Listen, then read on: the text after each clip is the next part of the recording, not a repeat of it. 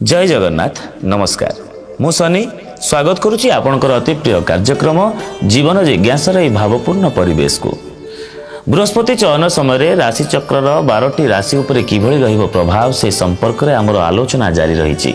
वर्तमान आलोचना करिबा राशि चक्र 11 राशि कुंभ राशि संपर्क में। कुंभ राशि व्यक्ति विशेष मानकर संपूर्ण भाग्य बदली जीव कुआडे यह शुणिया मिलूँ। तेबे यह सत कि मिछ से संपर्क में सविशेष तथ्य रखापी आम सहित जोड़ी होती अति प्रिय ज्योतिर्विद एवं वास्तुविद पंडित चित्तरंजन महापात्र। नमस्कार, जय जगन्नाथ। नमस्कार, जय जगन्नाथ। यह संपूर्ण सत कि बृहस्पति चयनटी कुंभ राशि व्यक्ति विशेष मानकर भाग्य बदली दो? देखु आज्ञा शास्त्र कौच आम कौचे आज्ञा बर्तमान जार भाग्य न बदल से ज्योतिष को बकब आज्ञा पार्टी करवा आज्ञा अत घृणा कर ज्योतिष विद्या को या माने नहीं मुझे बारंबार कही रखुच्छी आज्ञा गोचर फल गोटे विभाग गोटे पाठ जातकटा संपूर्ण गुरुत्व बर्तमान को ये सतमुच्छ आप कहवा द्वारा मुझे तार जस्टिफिकेशनटा आपको देली संपूर्ण विवरणटा देली आज्ञा। अर्थात बेले बेले लोक आम साधारण कहले कि कुंभ राशि पंचम बृहस्पति आप जानते आज्ञा यार तो पंचम बृहस्पति पड़ी लोक कहते से लगे आम कह भाग्य परिवर्तन है आज्ञा। किंतु जातक बृहस्पति खराब थे से पंचम बृहस्पति जा राजा लोक जा घास काटे आज्ञा मध्य भी अर्थात जातकटा गुरुत्वपूर्ण रही। तो ये शास्त्र मत अनुसार गोचर प्रेडिक्शन अनुसार कही रखा भाग्य परिवर्तन हम कुंभ राशि व्यक्ति विशेष मान सर्वप्रथम जानवा आसतु मे 14 तारीख 2025 मसीहा रात्र 10:33 समय मृगशिरा नक्षत्र मिथुन राशि की बृहस्पति सुचारू रूप 13 मास गमन करने चलन हेबे तार चलन द्वारा कुंभ राशि तीनोटी नक्षत्र व्यक्ति विशेष मान भाग्य बदल आपने कहते आज्ञा। अर्थात आप पूर्वर द्वितीय शनि आप राशि चलन जो है शनि चलनटी भोग करूला जहाँकि ये चलन शनि चलनटी शुभ नाला किंतु भयभीत विव्रत हे प्राय पंडित भी आपको कही गोचर हिसाब से जे शनि चलनटी आप अशुभदायक रहा किंतु विव्रत हे ना ये जो मे 14 पर ये बृहस्पति तो आपणकर पंचम स्थान को जीवे जहाँ प्रभाव रे कि प्रथम तो कौन कौन शुभ कर गोचर हिसाब से आज्ञा ये चलन हिसाब से मुझे कही रखुच्छी शिक्षार उन्नति कर आपण पुओटे झीटे भलसे पढ़ु ना आप चिंतित थे संतान कि पुओ दुष्टामी करूला विव्रत होते पंचम घर संतान कारक घर मध्य भी तो निश्चित भाव संतान आक्टिविटीज परिवर्तन हम यदि पुओटी पिलाटी यदि उपथगामी होता रियलाइज कर सी आपन को पाखक आसो से निज ट्राक को निजे फेरीज निज स्थिति की आसवे तो यहाँ गोटे बृहस्पति शुभ फल यदि कुंभ राशि हो पिलामानकर कि आपणकर कुंभ राशि हो तो निश्चित भाव ए फल आप पाइबे।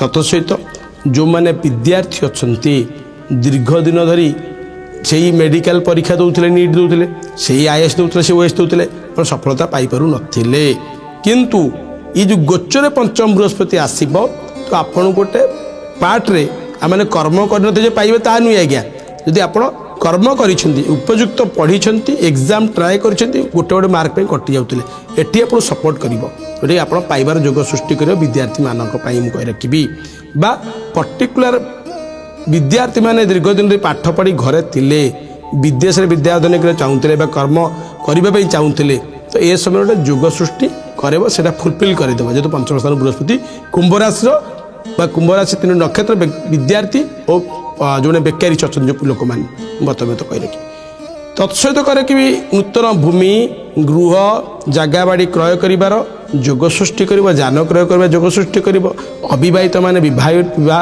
हबार जोग सृष्टि कर पुओ जो मैंने विवाह जोग सृष्टि कर तत्सहित जो मैंने कनसिव गोटे बहुत बड़ पार्ट मुझे कही रखी समय कहीं कहली जो मैंने मातृत्व लाभ करने चाहूले पंचम स्थान सुत स्थान अर्थ संतान कारक ग्रहर स्थान मु कभी दीर्घ दिन धरी बहुत बार मिसकर जाऊला मेडिसिन खाऊला डॉक्टर ट्रिटमेंट थे डॉक्टर फेलर भी होते विव्रत होते मुझे माँ हो पारि ना किंतु जो कुंभ राशि व्यक्ति विशेष मान अच्छा महिला मैंने अच्छा मुझे कही रखी आशा छाड़ू ना यही समय भगवान को आशा पाखे आशा करूँ भगवान को पूजा अर्चना करी ଆପଣ ଅଗ୍ରସର ହୁଅନ୍ତୁ, ଛୁଆଟି ରଖିବା ପାଇଁ ଚେଷ୍ଟା କରନ୍ତୁ।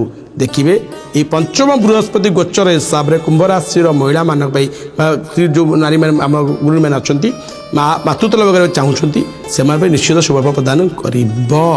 ତତ୍ସହିତ ପୁରାତନ ରୋଗରୁ ମୁକ୍ତି ମିଳିବ। କିନ୍ତୁ ପରନ୍ତୁ ଗୋଟେ ଜିନିଷ ସତ ମୁଁ କହି ରଖିବେଟି, କାହିଁକି ଯଦି ଆପଣ ପାଇଁ ଏହା ଘଟୁ ନାହିଁ, ମୁଁ କହିଲା ପରେ ମଧ୍ୟ ପ୍ରାୟ ଲୋକ 2 ମାସ 3 ମାସ ଗଲା ପରେ କହିବେ ପଣ୍ଡିତ ମିଛ କହିଥିଲେ। ମୁଁ ଏଇଠି କହି ରଖୁଛି, ମୁଁ ପ୍ରେଡିକ୍ସନ୍ ଗୋଚର ମତ ହିସାବରେ କହୁଛି ଏହା ଘଟିବ। କିନ୍ତୁ ଜ୍ୟୋତିଷର ଗୋଚର ଗୋଟେ ପାର୍ଟ ଆଜ୍ଞା, ଜାତକ ସମ୍ପୂର୍ଣ୍ଣ ଭାବରେ ଗୁରୁତ୍ୱପୂର୍ଣ୍ଣ ବହନ କରେ। କିନ୍ତୁ ଏଠି ଆପଣ କହି ରଖିବେ ଗୋଚରକ ଭୂମିକା ନେଇ, ଗୋଚର ଭୂମିକା ରହିଛି ଆଜ୍ଞା।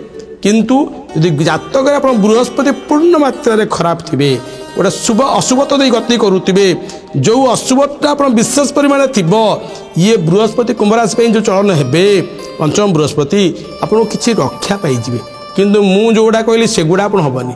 ଛୁଆ ପରେବା ବା ଜନ୍ମ ଆପଣଙ୍କ ଜାଗା ବାଡ଼ି ଭୂମି କିଣିବା ଲୋକ ବିବ୍ରତ ପଣ୍ଡିତ ମିଛ କହିଦେଲେ ଆଜ୍ଞା, କିନ୍ତୁ ସେଇଟା ପାଇପାରିବେ ନାହିଁ। କିନ୍ତୁ ପାଇବା ପାଇଁ ଯଦି ଆଶା ରଖିବେ ଗୋଟେ ବିଜ୍ଞ ଜ୍ୟୋତିଷ ପଣ୍ଡିତକୁ ନିଜ ଜାତକ ଦେଖାନ୍ତୁ ଏବଂ ଯଦି ବୃହସ୍ପତି ଖରାପ ସ୍ଥାନରେ ଅଛି ତାର ପ୍ରତିକାର ମଧ୍ୟ ବି କରାନ୍ତୁ। ପ୍ରତିକାର ମାନେ ନୁହେଁ ଯେ ଲକ୍ଷେ ଟଙ୍କାର ଷ୍ଟୋନ୍ ପିନ୍ଧିବା, ଲକ୍ଷେ ଟଙ୍କାର ପୂଜା କରିବା, ଏସବୁ ନୁହେଁ। ଘରେ ରହି ସରଳ ପୂଜା କ'ଣ କରିପାରିବା ବା ସରଳ ମନ୍ତ୍ର କ'ଣ ପଢ଼ିପାରିବା, ସେଥିପାଇଁ ଆପଣ ଜ୍ୟୋତିଷଙ୍କୁ ପରାମର୍ଶ ନେବେ। ନେଲେ ଏଇ ଯେଉଁ ପଞ୍ଚମ ବୃହସ୍ପତି ଚଳନ ହେଉଛି ତାର ଶୁଭ ଦୃଷ୍ଟି ପ୍ରଦାନ କରିବ ବା ଶୁଭଫଳ ଆପଣ ପାଇପାରିବେ। କୌଣସି ପ୍ରତିକାର କୁମ୍ଭ ରାଶି 3 ନକ୍ଷତ୍ର ବ୍ୟକ୍ତି ବିଶେଷ ମାନେ ବି ଆବଶ୍ୟକ ନାହିଁ ଏ ବୃହସ୍ପତି ଚଳନରେ। କୁମ୍ଭ ରାଶି ବ୍ୟକ୍ତିବିଶେଷ ମାନଙ୍କ ପାଇଁ ଅତି ସୁନ୍ଦର ସମାଧାନଟି ଦେଇଥିବାରୁ ବହୁତ ବହୁତ ଧନ୍ୟବାଦ।